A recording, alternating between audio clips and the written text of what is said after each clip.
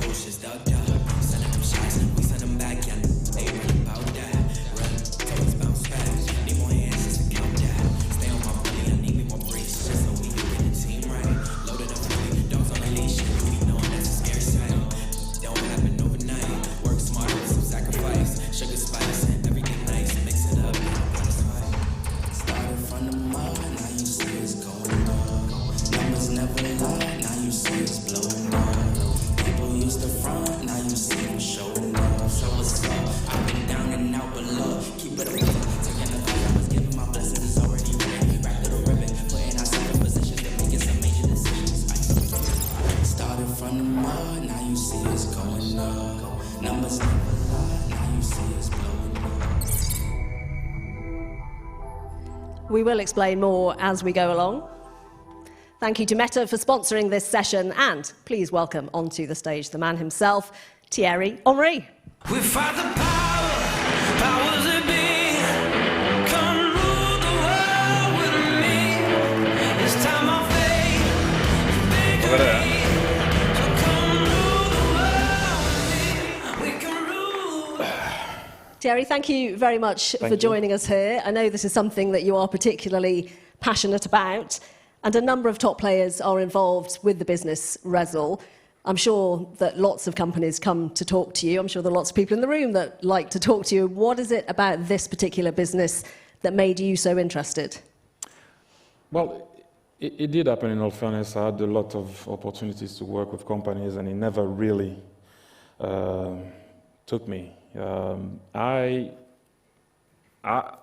thought about Rezzil, and first and foremost, I need to explain how it happened. They were at the house of my agent. We were supposed to meet, and my agent was like, "Okay, let's kind of see what they have." And I was like, I'm not too sure.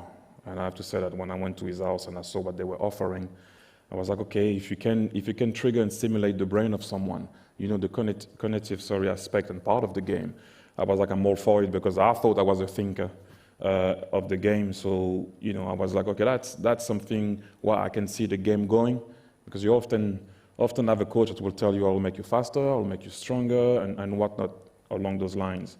But it's rare that you can have something or someone that tells you, I will make you smarter, and help that muscle memory that you can have. So I thought that it was important to get involved in it for the future of the game. You mentioned there that you are a thinker. That's something that you do while you play football, while you do everything else, of course. But why is it that this works particularly for football? What do you get out of it? Well, not only for football, obviously. I'm going to talk about football because it's my game. I'm still in it. But to help players developing, what I call their camera. I know it might sound weird, but people always wonder about what the best camera they can buy, and you have it. It's your brain. When you blink, you take pictures. And so if you can develop and activate and stimulate that muscle memory that you have some players that will see stuff that some players will not see. Like if you look at the room now and you give me a ball, you give it to someone that don't see what they're supposed to see and they haven't been stimulated in terms of their brain, they will tell you that it's impossible for them to leave the room. But I'll tell you, if I flick it, I kick it in the air and I run, I can leave this room and beat all those people. Because, I always say that, your eyes are useless if your mind is blind. It's something that you can work on, and how do you work on it? It's very difficult to recreate a real situation, right? We all know that it's impossible. You have to be in it to do that. But if you send pictures to your brain and see what's in front of you, do you see the pressure or do you see the pass? What do you see at the end of the game when you're tired? How do you recreate that? And that can help to recreate a situation by taking pictures or having images in your brain of maybe a situation that you played the week before or the night before that you can recreate with Rezzil, and how you should have seen something better and do better with it. Is it something that you can teach to people, teach them how to think very differently when it comes to sport? Well, we have time, we have 30 minutes, so we can speak. You know, I went to Clairefontaine. I don't know if people know about that, but before Clairefontaine, all I had my speed. That's all I had. So my gift, right? But I had a coach called Joaquim Francisco Filho, Brazilian coach, that was giving me tasks when I was young. So he used to tell me before a game, Thierry, today you cannot use your speed. And I looked at him and I said, are you mad? Like, that's my thing. Like, why are you taking my gift away just because? I said, no, because one day you will meet someone that is as fast as you. How can you beat him? So I started to think I needed to move better. Although I was fast, that was never going to be gone. Like, if you're fast, you're fast. If you're tall, you're tall. But he was challenging me, stimulating me. You know, we were also in a special school. I have to say, like, the way they were thinking was different. Or as a striker, you know, you always back to the goal, right? And the challenge was one time you can't pass the ball back. Now, how am I supposed to play then if I can't pass the ball back? But then suddenly you stand 3/4 and you try to find space to make sure that you can turn. So you start to understand space better, running the line better, see things better. Speed was always there. And now, obviously, if you can have what we're talking about with Rezzil, to develop and simulate your brain, after you have people along the way that think about winning. That coach did not think about winning, he thought about simulating my brain and developing my brain, which was very important, and I took it on board, and it never left me since. But when I saw that, I was like, you know what, I would have liked to have that after, as a player, to see maybe recreate the scene, and to recreate a scene, you have to be in the same position, and that can happen with Rezzil. And what do you see as being the data that coaches and players will be looking at and using this for specifically? Limitless. If you can recreate a situation just before to see you guys here, I was upstairs and looking at the game from above. Just like I will never go to sleep. It's like if I can do that every night and see as a coach the game from above, where the holes were, how come we couldn't open up, what did we do, what we should have done, percentages, it's just limitless. Like, that's what I'm saying about simulating the brain. You give it to the players, you give it to the goalkeepers, what do they see, how fast is the ball is coming, if it's Ronaldo shooting, if it's Messi. You know, we were talking about it before, like, if you play Roger Federer, not possible anymore. But, you know, if you want to beat him, also not possible for anyone in this room. But you want to know how his second serve is. You put it, and you see the ball coming, repetition, okay, you put it in your head, so when you go and play against him, it will not be the first time if it's the first time you play him. Or you can have it and put it in your memory. And then you can see it better. I don't know if you still will beat him, but, you know, it can help. When you say limitless, you do see this being able to be used for other sports, like you mentioned tennis there and football, but developing it and others using it because it is the mental side as opposed to the physical side of the sport, isn't it? Exactly, like Formula One drivers are using it because it's a bit more repetitive. Yeah, like the circuit will never change, right, on the day. So in football it's a bit more different because it's never the same action, right? It's 360, you're not going the same way, you have to look at what's happening behind you, in front of you. But yes, it is something that can develop the brain of anyone in any sport. You got to be open for that. And like I said, what do we know about the brain? You know, I always compare that to the ocean. You know, it's big, but we don't know what we can stimulate or not, and how much we can help a player. You know, as a coach, assistant coach now, when we're in a room, we always talk about tactic, how can he do that better, but we never talk about the brain of a player, which for me is the most important thing. No matter what you do, it is the most important thing. And how do you press reset? How do you make it better?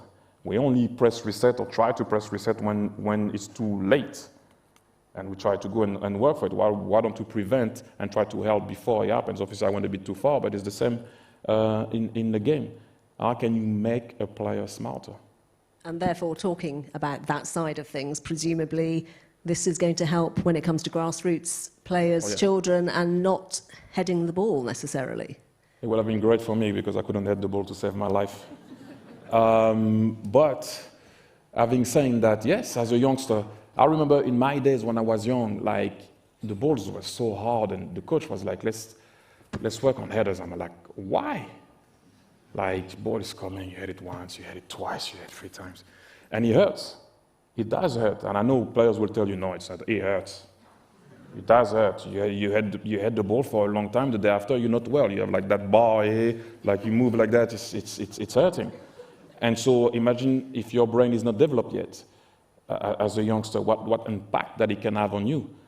We don't have a helmet, you know, and it does hurt. You can get elbow in the face or whatever. That's a different topic. By going head against head also because you try to get the ball. So you can learn about how to head the ball without going too far into the repetition because you don't have the ball coming. Obviously, it's virtual. So you head the ball. Same with rehabilitation. Same thing if you want to rehabilitate, your groin, for example. At one point, we all have that thing. I did it. I went too early to hit the ball, and the weight of the ball or the pass, the connection, re-injured me. You know. Maybe, if not maybe, with Rezzil, there's no ball, so you're gonna have to, you can still work on the motion, you know, with more fun, because to do it with just like that for no reason is not the same. If you do it in a situation of a game where you're still passing the ball, at the same time you're working on what do you see, the pressure, you work on your groin without the impact of the ball. I think that's gonna be vital for the future generation and also the players playing now, not only the grassroots. The way you're talking about it, and particularly in terms of being able to change the way you think about how the game is being played, do you therefore expect the kind of players coming through to be different to the kind of footballers that we have now? Yes, already the generation that plays now is different than mine. Mine was shut up and play. Now those guys, you need to explain to them everything, even when they're late. They know they're wrong, but you still have to explain to them, oh, you know, you're late, so... you know, whatever. For me, it wasn't a title. I knew if I was late, I'm not playing at the weekend. Was it harsh? Yeah, maybe, because the boss wouldn't have liked to know even why I was late. You're late. Doesn't matter. Now you need to explain to those guys. But it's the same with the new generation. If you put your kids to sleep, I put my kid to sleep tonight, and he will still tell me why. Although I explain to him every night why. But, you know, saying to the kid, I'm the dad, is not enough anymore. I said so. That doesn't work anymore. So the new generation is different. If those guys are used to use Rezzil, then they will develop something else that I don't know where you can bring them because I didn't have that. That's why I say it's limitless. But surely having it won't hurt. Why do you think this is particularly helpful for grassroots level along those lines that you were just talking about, rather than, maybe we'll talk a bit more about top level as well, but for the younger generation coming through? Well, beside the fact of the impact and heading the ball and everything like that, for me what's also important is making them think. I played with players, and I won't name names, but you ask them why they make that pass, they don't even know. So I don't know, I saw a player and I passed the ball.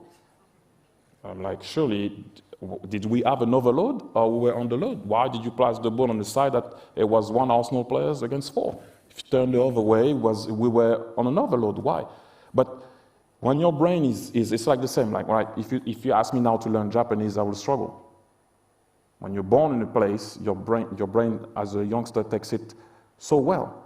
So if you use it at a young age and you ask players in their room, not only on the field, to recreate a scene that they played in the morning or other scenes, option B, option C, option D, or whatever it is, C or whatever.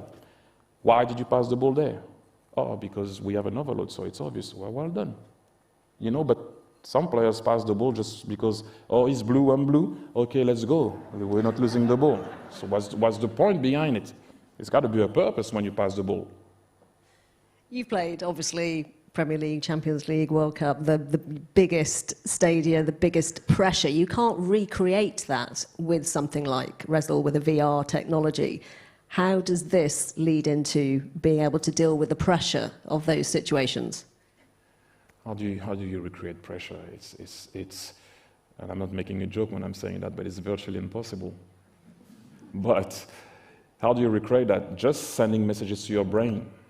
And I use the example of a pianist, right? And those guys are I met one guy one time that was the best in the world at what he was doing. Every morning he told me he was doing an hour on his piano just to make sure that, the muscle memory of his fingers, of his brain, of everything, that when he arrives in that situation, that it is suddenly an habit.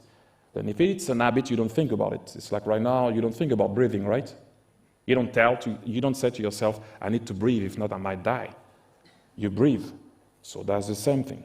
When you arrive in this type of situation, if you recreate it more often than not, and you have tools that can help you while you're resting or whatever, and you can picture yourself doing it times and times again. When it happens, normally, apart if you have a problem, you should stay calm, because you are making your brain use to this type of situation. And I think it's very important for that. And this is part of cognitive fitness, or the mental state of players. Do you think that balance is now changing between which is the physical part and the mental part, and how much of that combination is needed? Well, a lot of stuff has arrived in the game, and I think for me, Rezzil is one of the things that can change the game in terms of, we're talking about cognitive part of it. I don't still think it's enough. Again, I go back. What do we know about the brain? How can we stimulate the brain? How far can you go? How powerful it can be?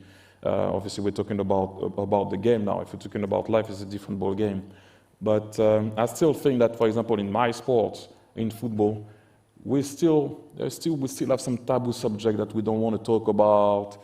And I know we're going to go to that a bit after, but how do you stimulate the brain? I think, like I said to you, I will repeat and I'll say it again, Rezzil can be a great tool for that.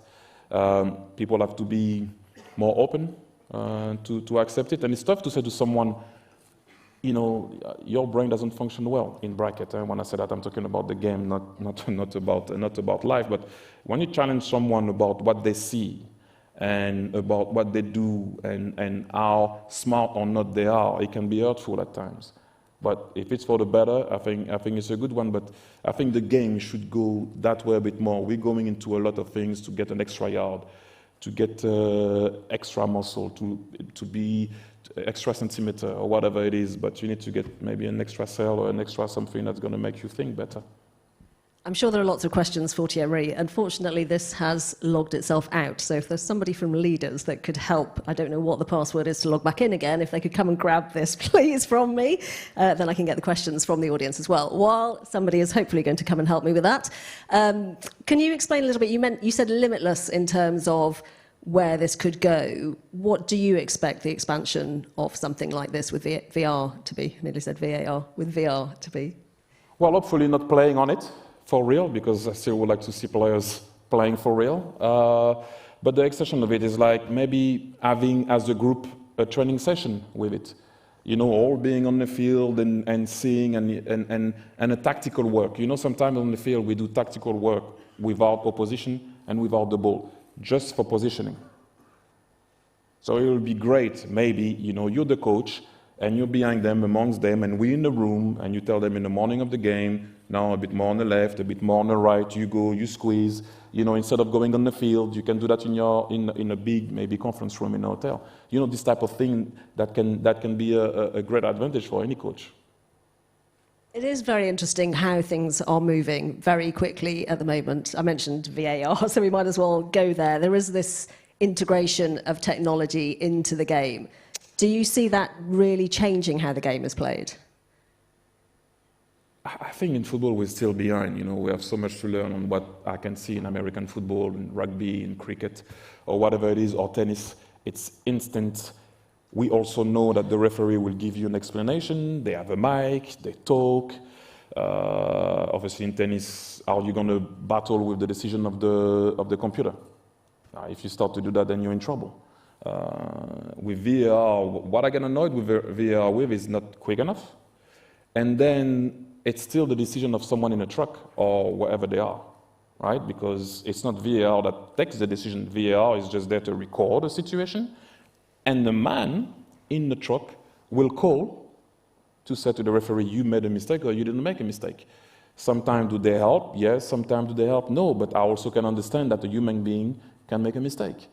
And then the new one, the semi-automatic one in the Champions League. Semi-automatic offside. Yeah, they call it semi-automatic because they don't want to say that it's the computer taking the decision. But for me, as long as it's quick and we have an explanation and I can see that the player was offside, you move on. What's annoying is when you get lost in translation with someone that tells you something, another one, the rule changes the week after. It can become tough. We have a lot to learn in football.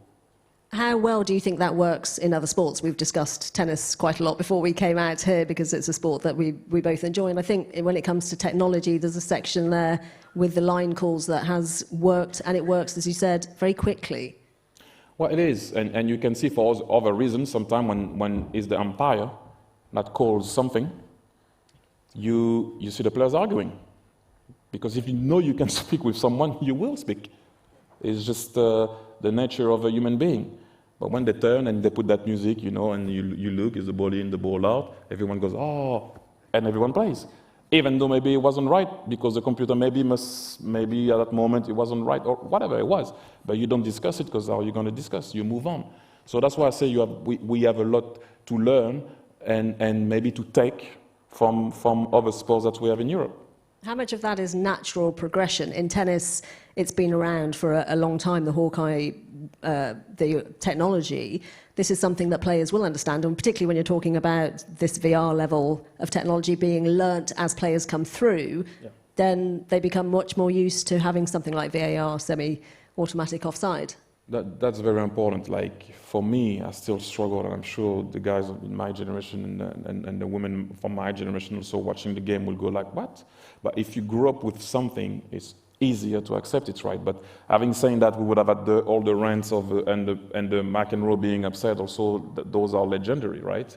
But it's better when we can move on with the game. What we want to see is the game going on. And one thing also that's very difficult for me, I used to score goals as a player, and sometimes you don't even know if you need to jump, can't jump, am I jumping, are we celebrating, are we not celebrating? It kills a bit of the joy of the game. So we need to find a way that we don't kill the joy of the game, and we get the right result in terms of what happened, was it an offside or not. Offside is easier in bracket, although sometimes it's 1 centimeter now, but it's a matter of fact. When it comes to a matter of opinion on a penalty, it becomes do you think it's a penalty or do I think it's a penalty? That's why it will be an endless debate. You're talking about the joy of the game. Does something like this and VR technology in general make it a more tactical, a more mechanical game rather than the beautiful game? No, it's just the fact that, for example, the one, when you have that microchip in the ball that tells you if the ball goes in or not. That's great because there's no, is it in or not? Yes. But when it comes to what I explained before, it's a bit difficult. But you don't, as a player, in terms of tactically, you don't really think about it. What actually I found a bit weird sometimes is when, because of VR will tell you now if someone is offside or not. And you have defenders sometimes carry on running and strikers carry on running when the referees knows that it is offside, but they let VR, you know what I mean? Like the linesman will not flag straight away and will let everything go when players can get injured. Sprinting back when you're like, oh, he was offside, and then you sprint back, you can get injured. I don't know why they let that go in terms of thing, but it changes in the mind of the player. Because your first reaction when you see someone offside, and it's clearly offside, I'm talking about the clear offside that they let go. You just don't run, right? But then when you see that the ref doesn't blow the whistle, you kind of run, and you can pull up your hamstring for that. You can do some silly injuries for that, and that's the part that sometimes they don't understand, that it can be frustrating as a coach, and that's why sometimes I see the coach Roberto Martinez and the national team get upset with that. Just call offside, because then you can get someone injured for no reason. With the rehabilitation side, as you're talking about injuries, do you think there needs to be a slight change in the understanding of the body, as well as this is talking about the mental state, for people to take a bit of time to learn how to use this to rehabilitate and not come back too quickly? Well, that's always the question, not come back too quickly. How do you do when you have a game, especially as as an athlete, you always want to go out there and perform. But what it's going to do, and that's what I mentioned before about the rehabilitation, is that as long as you can avoid impact and still do the same thing and still maybe another point, let's say you didn't see the training session because you had to stay inside to rehabilitate yourself. So maybe through the session, you can see what they did. And so as a player, sometimes I didn't want to miss training because I didn't want to miss the tactical part of it and what we were supposed to work on. So suddenly you go out there, but you can't really hit the ball. But at one point, the ball comes to you and you hit it, and then you're like, why did I hit it? But it's just in the reaction, the ball comes, you hit it. So maybe if you stay in the room, they replay the training session to you, and even if the ball comes at one point, you pass it and you know what you have to do the day after or the week after or how long it's going to be. I think it's important for you to be able to work tactically without getting injured, but inside.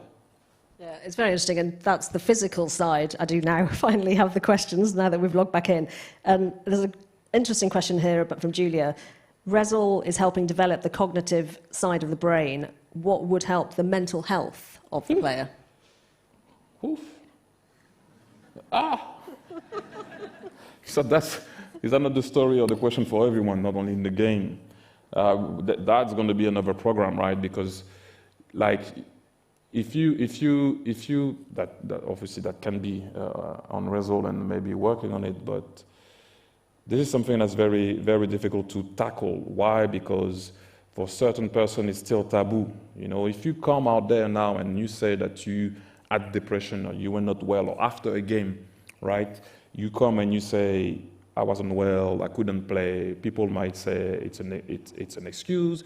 People might say, how can that guy be the captain and telling everybody and to the world he played the Champions League final and he was scared, or the World Cup final and he was scared, or the game to win the league and he was scared. Then the opposition fans will suddenly now for a year, 2 years, when you play away from home, have some songs or whatever they will sing about you. It's not always easy to take on the field, all this type of things. So sometimes people don't show that they are vulnerable, and some people also, when people show that they are vulnerable, don't show any empathy.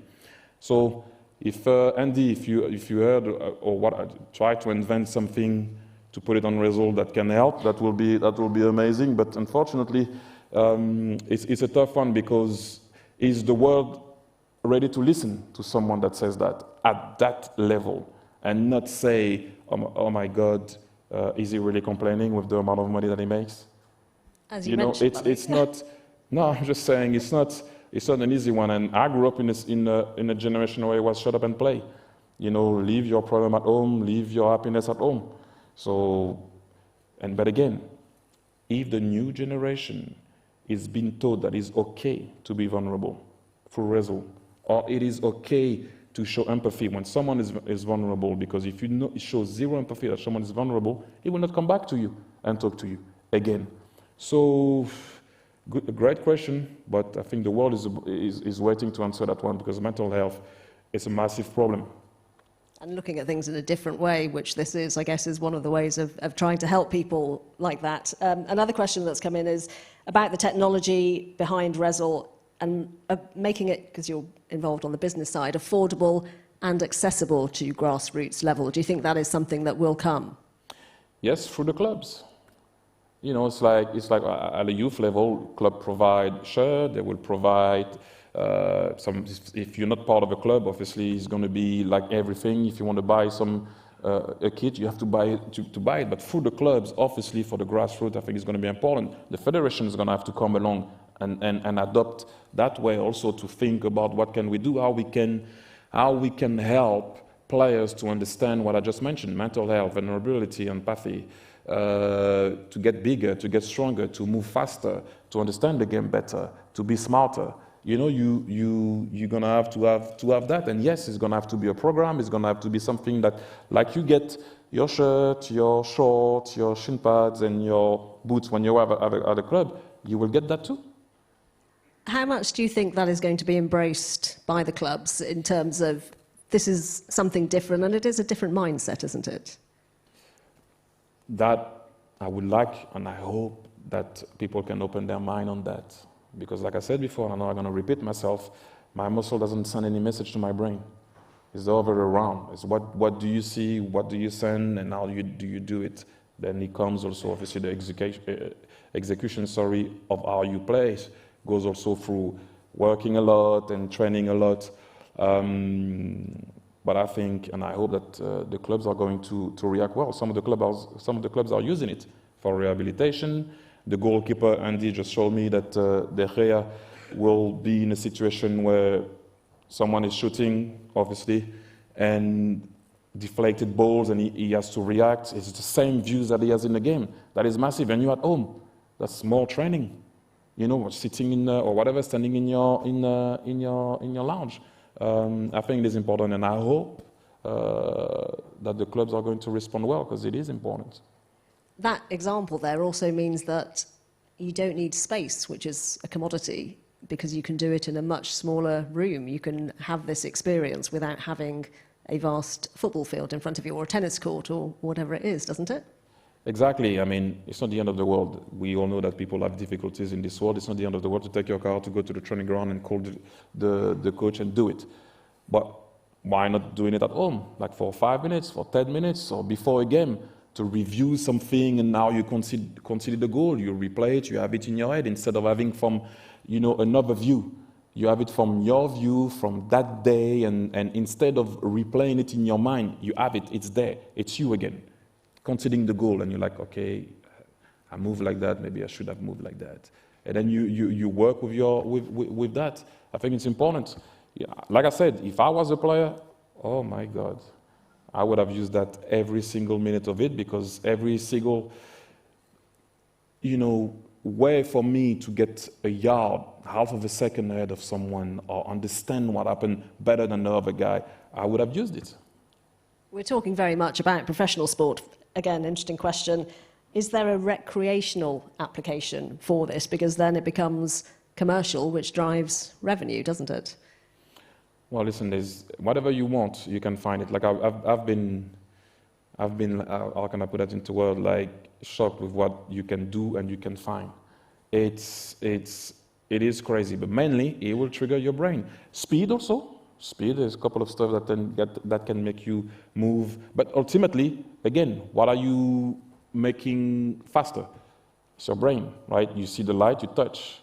I don't know, but technically it's the reaction of what you see that will send the message, like I repeated. And so, yeah, you have a lot of recreation stuff there.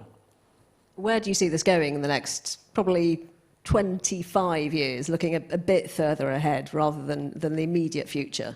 Well, I hope that everyone will have one at home and use it for whatever serves you, whatever your purpose is. I think, this is where the world is going. If you told me that I was going to walk with a phone before in my life, I would have said, no way. A phone. Like, everything that we have in this world, like I can, right now, if I want to know where your house is, you give me the address, I can see it. It's just crazy stuff that you couldn't even believe before. So hopefully that, having one at everyone's house that they can use for their own purpose or whatever it is, it'll be amazing. And the technology side in football, how far do you think this is going to go, this change that we're seeing? I don't know what else we can bring to the game. But I said that before, and I didn't know that VR was going to come. I didn't know that... How would you have coped with that? I was bad anyway, so... I was complaining with everything, the grass, the wind, myself, the coach, the weather, anything. So forget about it. Even I would have complained if I was a tennis player, even if there was a computer. I would have said it's lying. So that was me all day. So I don't know if I would have. You know what? Let's put it this way: it's a good job I retired. Let them deal with the new technology. But where does it go? I didn't know it was going to go that far. Like again, I will use the word limitless. It is limitless. I don't know where it's going to go, but I know along the way, Rezzil and what Rezzil is offering, it has to be in. It's very important. This is why I am in, and like you said before, I've been offered a lot, and I just didn't feel like it was the right thing, but I think that that's the right thing.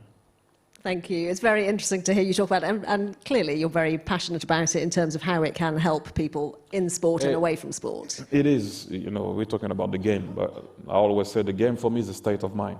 This is what made me, this is what, I'm still in it, but it's a state of mind for me. This is how I breathe, this is how I sleep, this is why I eat. The game for me is everything. And it's important what you were saying about you don't think about these things until afterwards, until it's too late in terms of heading the ball and some of those aspects of football. Everything, we go back to so many points that we touch, but one of the main things is if we're going to arrive to a point with all of this and create, I always say that repetitions create habits, that we don't think about breathing. This is how I see everything. When you arrive in a situation, how would you handle it without losing your mind? Because when you start to lose your mind and the air doesn't reach your brain, you don't see anything. You're blind. This is why it's important to see with your mind and not with your eyes. I think that's an apt place to finish. Thank you very much, Thierry Henry, for explaining that aspect of it all to us. Thank you. Thank you. Ain't nothing gonna stop this fire.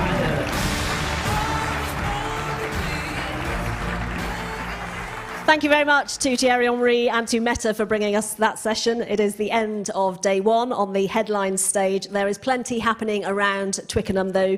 Please do join us for a drink in the exhibition hall and later Leaders After Dark in the Rose Garden. There is drinks, entertainment and fun into the evening.